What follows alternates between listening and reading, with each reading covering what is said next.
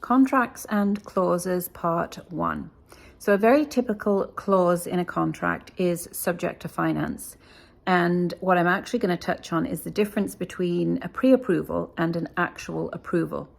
So before you even meet with a realtor, you are probably going to discuss with a mortgage broker how much you can actually afford to purchase. And a mortgage broker is going to look at your income, your debt to service ratio, and savings. And based on those items, those numbers, they will be able to give you an amount that they are willing to loan you. However, that is just a pre-approval. It is not a firm approval.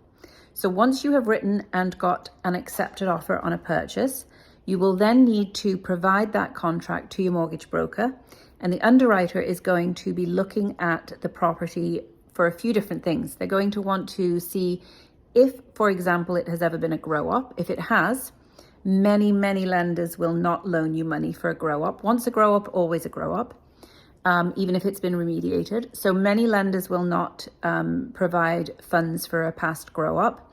They will want to potentially appraise the property to see that it is actually worth what you're paying for it.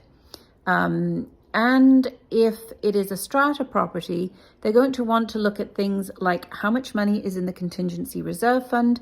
Are there any large special levies coming your way? These are all things that a lender will look at before giving that firm approval. So it is great and necessary to be pre-approved before you write an offer, but you will not get a firm approval from a bank until they see the contract and they can look at the property and decide if they still want to loan you the money for that particular property. This is why we put subject to finance in many contracts unless you are a cash buyer or downsizing and have the money from a sale.